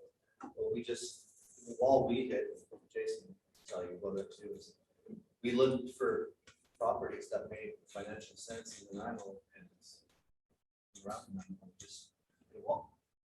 Yeah. We couldn't, like in this market, there was nothing that was valued where we could rent it. I don't know if you guys have this problem too, like we could find nothing where we could rent it, where we didn't have to pay out of our own pocket. Yeah. So for us, that was just no. Yeah. So Yeah. it's that concrete wall to hit. So like, how do you? It's There frustrating. have been times that have come up where this wall comes up, and in general, the requirements start to change a little bit, where you start up looking in different markets. When coming from Vancouver, for instance, we hit that wall a while ago. You know, you can't buy a detached home and have a cash flow anymore. And so the opportunities in Vancouver are very different. For instance, In Vancouver, the cap rate is lower. So that means that if you buy a building with cash, you're going to get less cash flow per year than you would if you bought a building in another market like Nanaimo, for instance, right? Interestingly, there's an opportunity hidden there because although you're getting less cash flow, if you buy in a market like in Vancouver, and it's probably a little higher than 2% of a cap rate, but I'll use 2% as an example. If I buy in a market where the cap rate is 2%, that means somebody's willing to pay $50 to receive $1 of net operating income. Well, guess what? That means if I improve the net operating income by $1, I can improve the value by $50, not 20, like the example I gave earlier. So there's actually an opportunity kind of hidden in the mess. I will say that residential real estate is shot through the roof, and it is harder to cash flow properties for sure. I do find that in general, you're having to find opportunities where you have more units in the property. And that might mean trying to find something where you find a property and you could easily split off the basement into 2 suites or something like that, right? Yeah, we looked at that too, and we've made offers that were, substantially above what they were asking. Yep. And it turns out it was substantially lower than what they took for. So it's really, we found it to be quite a big bit of a guessing game to try and value the property, and so it is definitely tough right now. And if you are trying to buy for cash flow, it is harder. You're getting a higher rate of return from the mortgage pay down. And I don't like to assume this, but there is currently with a low supply market, there's upward pressure on values, which means you're going to make more money on the appreciation part too. But the cash flow is tougher, right? And it's scary that, I'm afraid to depend on just that. I agree. And a lot of our investors are just kind of waiting on the sidelines. Like usually investors are a larger percentage of my overall, purchasing and buying frenzy, I guess. A lot of investors like, it's not working at these numbers. I'm going to look elsewhere. I'm going to look in a different market, or people are pulling out the money and they're investing in different types of things. What I have found people are doing more frequently is doing more multifamily deals where themselves and a few other people get together and do a bigger deal together. A bigger deal, you mean like an apartment building? Yes. Yeah, that's more common. That's what I'm finding. It's more frequent. Or buying a very underperforming asset and trying to improve the rents on it. Something that nobody else wants to buy. Because one of the opportunities as an investor is when I smell cat pee, I smell money, right? When I see, yeah, oh yeah. So things like that, for instance, a regular homeowner walks in like, oh my God, let's leave this place, right? Devalues the asset, you can pick it up for a cheaper price. So distressed assets are an opportunity as an investor too, because those won't have the same buying frenzy. Some of those properties will sit on the market, and eventually the seller like, oh, I guess my dive is not going to get multiple offers on it, right? So like, And that being said, right now, that's not the case. People don't care about it. hypothetically speaking. To a certain extent, yes. Yeah. So being viable. Is there a market that you find more interesting at the moment on the island? On the island? Yeah. Obviously, the vacation rental market is very interesting. A lot of my clients are buying vacation rental properties. Yuki and Tofino are quite expensive, they're great markets, but they're very expensive. So it's challenging to make the cash flow work there. For a while, Souk was undervalued, and now I find it's harder to make the numbers work there. But for a while, you could buy properties in Souk for $700 or $750, and the rents were $3,600 a month or $3,700 a month. But that's more difficult now too. Duncan is an area that I'm seeing some development in. Parksville, the cash flow is not great in Parksville, but I think the appreciation in Parksville will be decent. Honestly, what I think will probably be a good buy is condos in major urban centers, and I would call Victoria a major urban center. The units that I picked up in May, or at least that's when I had written my offers, I had them appraised. So it's It was a 7-unit building and there's 7 strata titled units. It was a private sale. So 5 of the units were from one seller. While I was negotiating with her, I asked her who owned the other 2. She said her ex-boyfriend. I'm like, great. I'm like, can I have his number? And she regrettably gave it to me. And then I called him up and bought his 2 units as well. But we bought those units for let's call it 3.5 million. And we just recently reappraised them and they're worth 200 grand more. I think that major urban centers will have people slowly come back to them. Now the, $450,000 condo renting for $1,500 a month doesn't get me super excited. But again, the appreciation value is there and the ability to get back into the medium-term fully furnished rental opportunity is there. Because what happened is in my research, I looked at this website called AirDNA, which gives you macro data of Airbnbs, and it's a good function of what's happening in the marketplace. AirDNA, yeah. You can pay per month for a subscription, and what it does is it gives you all the macro data for Airbnb markets in that area. And yes, demand had decreased when COVID hit, but guess what also happened? Supply also dropped, and supply actually dropped more than the demand did. So the prices actually didn't really drop off a lot for Airbnbs. But demand is very elastic. So once people can travel again, then the demand comes up. But guess what's not very elastic? Supply. Because what a lot of people did is they said, oh, COVID, okay, I'm going to stick a long-term tenant in my unit. It's so hard to get rid of those long-term tenants, right? Very, very difficult. So now what's going to happen is all these fully furnished opportunities, not a lot of people have units that are empty and available to have long-term or medium-term or long-term tenants that are fully furnished in there. So if you don't want to Airbnb it, maybe something that's short or medium term. I know I was talking to a company that does employee transfers.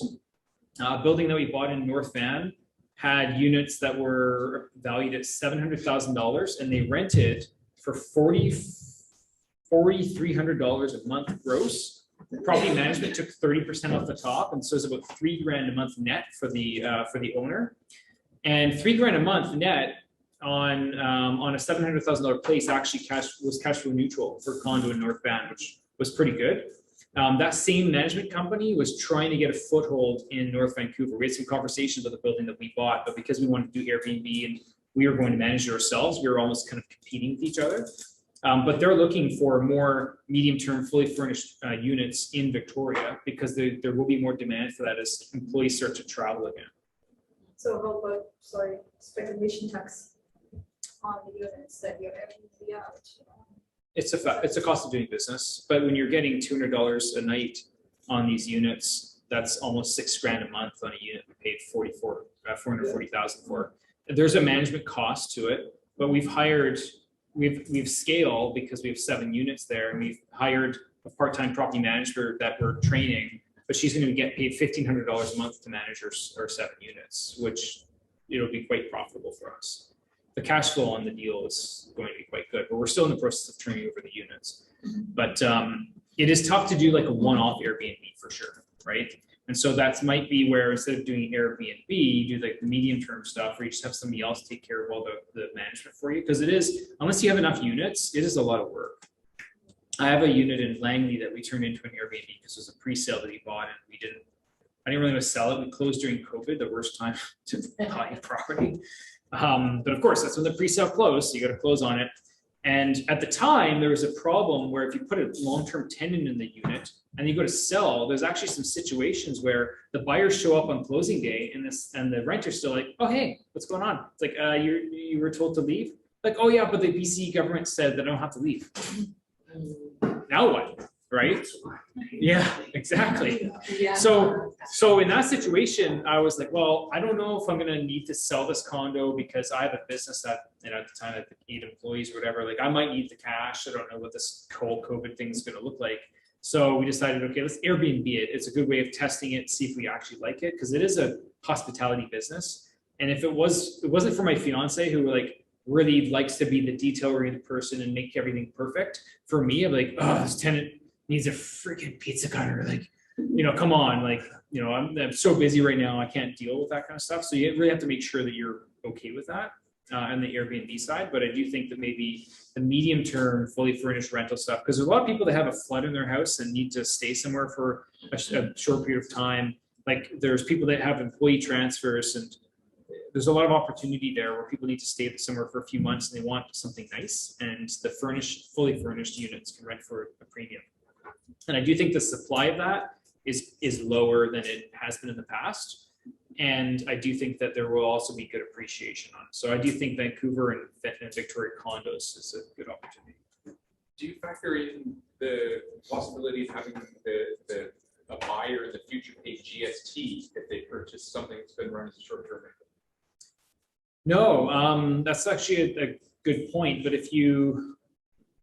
I believe you just have to remit the GST on the income that you're paying, is my understanding. But I haven't talked to a lawyer about that aspect. If you didn't pay, if you bought used product and didn't pay GST on it and then rented it out, if it's 30 days or more though, I don't know if I don't think that classifies as short-term rental if it's more than 30 days. No, I just wonder the condos, if you're running them as short-term rentals, and quite often especially if you're paying the hotel tax and stuff like that, they can consider that now a business. And when you go to sell, you're selling a business asset, and the buyer can be responsible for paying GST. And if that's 5% of the purchase price, you've essentially devalued the property by 5% by running it as a short-term rental. It's an interesting point. So we've looked at our exit strategy on this particular building in Victoria, and there's a couple of different angles.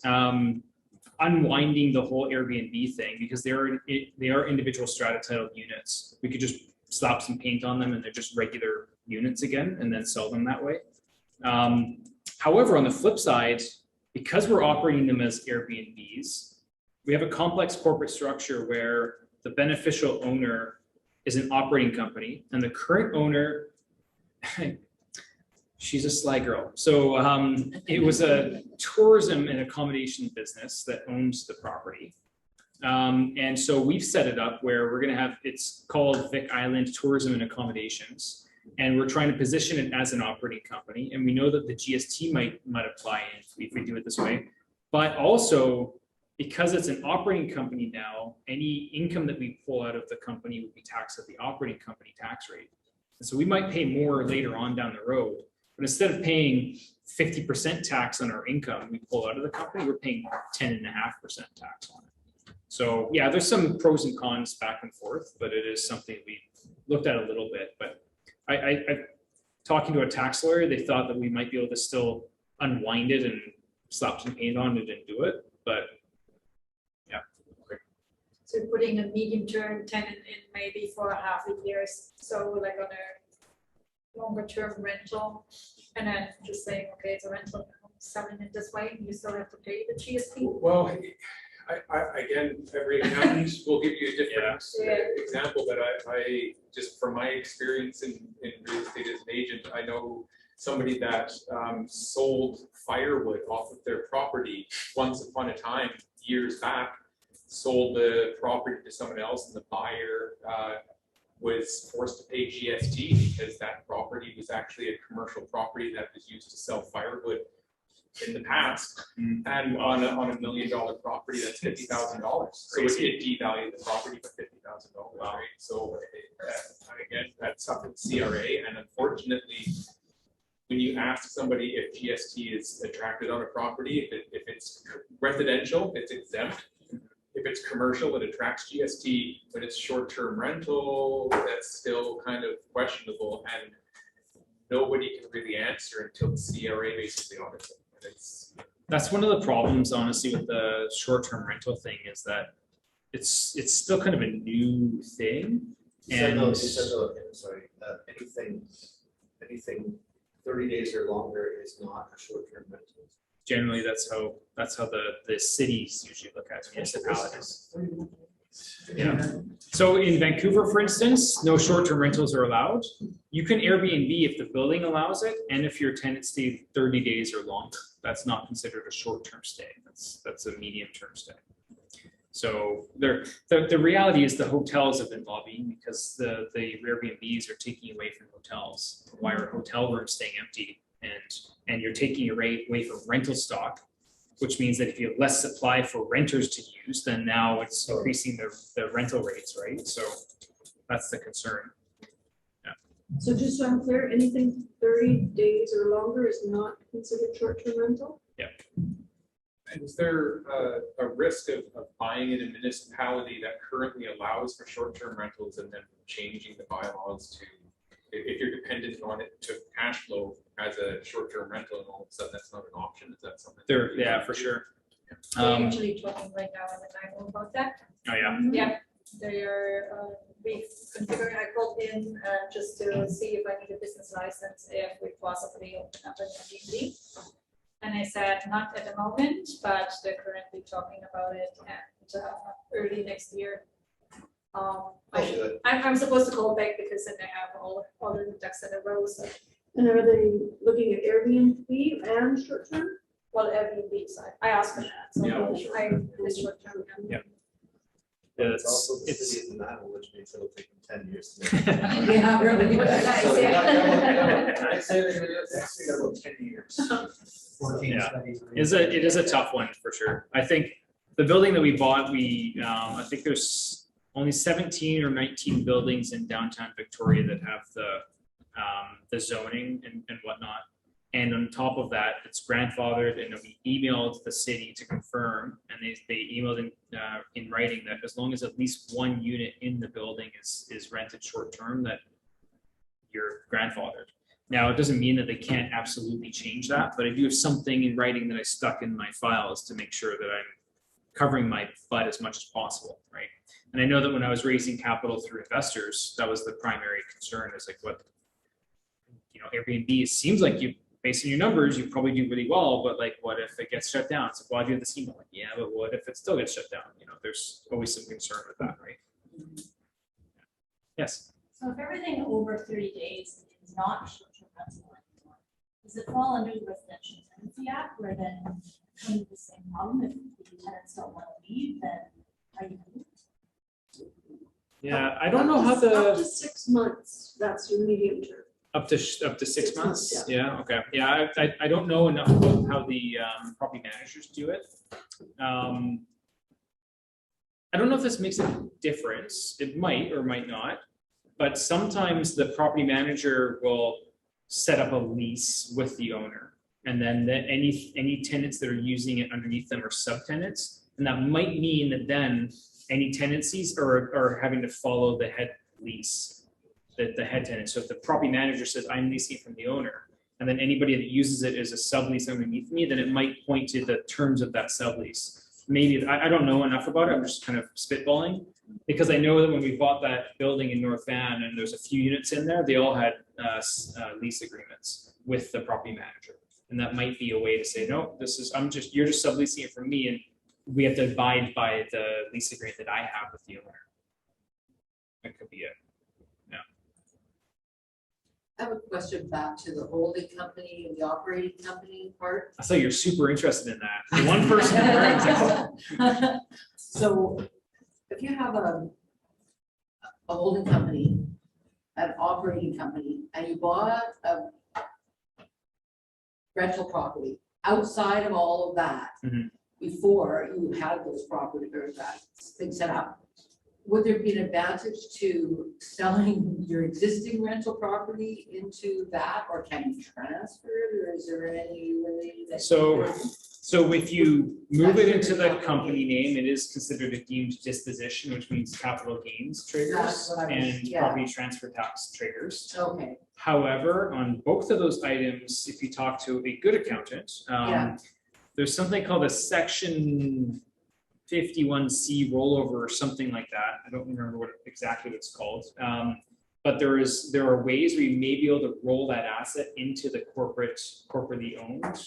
okay, I believe you have to show that it's the same owners of the corp that owns the property individually. Mhm. And I think you just kick the can down the road on the take a tax. shot. I think so. So talk to your accountant about that, because that could. So what happen. about the land transfer tax with that? What you Oh, can yeah. do, so what you can do is you can hold it in trust for the holding company from that point onwards. And so then it's treated tax-wise and liability-wise as if it's in the company's name from that point onwards. Okay, So that is a way of getting around the transfer tax, and then you just have to make sure that you're not having any capital gains being triggered, and that would be that section 51C rule or whatever it's called. yeah, okay. Yeah. And does that be a good idea, or does it matter if you have any? I think a longer discussion needs to be just, you have to look at like, Yeah. does it make sense for it to be in the company name or not, right? Yeah, okay, Yeah, that's a good question for the accountant, lawyer, and if you're trying to acquire more assets. Well, then you're a that's- broker. and that's what we have that real estate holding company set up for, is to buy some more real estate, so does it make sense? But we'll get into that with our accountant and some mortgage brokers. And Yeah. that too. Exactly. Some lawyers work. Yeah. You got 3 different opinions from 3 different people. Yeah, exactly, Just like the accountants, right? Yeah. Speaking of accounts, do you have, or are you able to provide a list or maybe some guidance on where to find some really good real estate based accountants? Like, the mindset that game where they understand like, or maybe like the write-offs, aspect of things and like, I don't want to say, but like creative accountants, I guess. But in that space. Yes, you know me. Yeah. Yeah, there are some accountants are better at that than others. That's right. A lot of them don't get the real estate stuff. They just don't do it themselves. They don't invest in it. So I actually know a few that are located in Victoria, and they're very good at what they do. Okay, well done. Any other questions? I don't have any questions from online. No. Easy. I got another. Yeah. question, sir. Along the same lines of the accountant, do you know, specifically mortgage brokers or lawyers, for example, that specialize in joint ventures? To be honest, very few mortgage brokers that specialize in doing joint ventures. They'll just say, oh, no. Lawyers there in the water. Barry McGuire in Edmonton is very good. Richard Letting in Vancouver is very good as well. Most of my clients that do joint ventures use him, and I've used him for all of mine. So he's very familiar with them, knows all the ins and outs. Mortgage brokers, not a lot of mortgage brokers like do that on a frequent basis. I mean, I'm not pumping my own tires, but there's one mortgage broker in the top 25 in Canada that does a lot of investment properties, and he's in Ontario, and then I'm the other guy, and I'm located in Western Canada. A lot of the mortgage brokers that used to focus on working with investors started to dwindle as it got more and more difficult and challenging. And it's kind of weird because as a business model, in general, when people are buying their own home, usually those are more expensive than an investment property. And on top of that, when you're buying your own home and you're just a regular salaried employee or whatever, there's less paperwork. And so it's like counterintuitive that mortgage brokers specialize in working with investors because it's actually more work per transaction for less money per transaction. And the lenders actually don't like it. Some of my lenders, like Kyle, you need to send me some owner occupied deals too. Like you got to balance it out. So I'm always trying to like, oh man, like how do I make sure I hit the quotas with my lenders so I can jam them full of rental property deals? And it helps to send them enough volume. They're like, fine, whatever, I'll do it because we send enough business, but it's tough. But I just don't know. I don't know a lot of them on Vancouver Island. I don't know very many that are here. Can you repeat the lawyer of Vancouver for the joint venture? Richard Ledding, Ledding. I just wanted to say, so, well, Jason announced that you were coming last month, so I already started working with you guys. Awesome. Because I had a mortgage broker that I guess she was an independent, she never called me back. Oh, So like I couldn't figure out what I could qualify with, so it was, I've been working with Michael Brown. yep, awesome. And these guys answered the phone and today, I think Michael was talking to my accountant. Yep. Because he said that my accountant did some stuff that was great on a tax perspective, but because I wanted to refinance multiple properties, it's, wants to know what he you should do moving forward, right? So that was great. So to point that out. Thank you, thank you. Yeah, we're having a lot of conversations with accountants right now. A lot of clients need to figure out what the income needs to be next year, or for the 2021 year, so they can qualify for next year, right? Yeah, definitely part of the planning part of it. And I do have a rather large team so we can handle, phone calls and get back to people. It's been tough. I can only imagine without a larger structure, a team and a system and all of that stuff, it'd be really hard to manage the type of volume that we saw. To give people a perspective, and I noticed this myself. So our company's volumes are up 65% from last year. So you can imagine any business growing 65% over a year. By the end of the year, we'll probably be 2019 plus 2020 combined volumes. I've gone from 8 staff members to, as of 2 weeks from now, I've decided one more person will be at 19 people. And Dominion Lending's overall volumes have increased 60% over the last 12 months. So I'm not an outlier.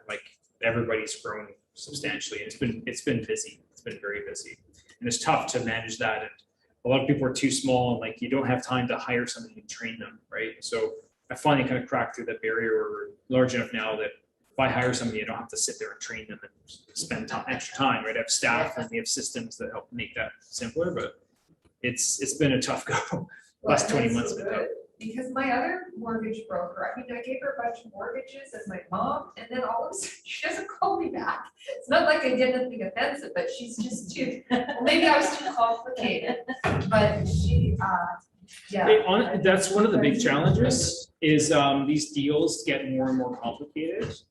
And a lot of the time, for me, when I jump into a complicated file, the first thing I usually do is I use my spreadsheet tool because I can put everything in one glance and I can fiddle around with it and it'll tell me the numbers with multiple lenders at the same time. Otherwise, these files, when you get really complicated, most brokers just have a different set of relationships. If you deal with owner-occupied deals over and over again, then your lenders are going to be more rate focused. And when you're dealing with investor clients, you're going to be dealing with more product lenders. So lenders that have more programs where you can qualify the clients, and it's maybe the rates aren't as relevant or important to me or my clients because it's just getting the credit. Who's going to give me the most money on these deals is more important. So my relationships are generally a bit different than most mortgage brokers do. Not to say we don't deal with the lenders that are really aggressive on rate, but I don't send them as much business as proportionally as a broker that does mostly owner occupied stuff. So most of my clients are I deal with a lender called the Korean Exchange Bank in Vancouver. Anybody ever heard of that bank? I hadn't until a couple of years ago either. But all of a sudden I heard that they do 100% rental offsets. I'm like, sign me up, baby. Let's do this. So it's just a matter of different lender sets and who does what. Always investigating that. Yeah. That's good, but Michael might need your help because mine's being really complicated. That's okay. And they're waiting for something to come back. Oh, okay. I'm one of the things too. I've set up my structure so that I hover over the business, but I'm not a key cog in the wheel. I've had that before where you try to deal with every single file and you do certain touch points, but then your calendar is booked up literally what used to be 10 to 11 hours a day, booked to the 15-minute increment. And when anything would come up, like a fire would come up or whatever, you're like, you can't deal with it, right? And so that also makes me more available when things like that come up. If you ever need me, you just email me and I can jump into it within usually 24 hours.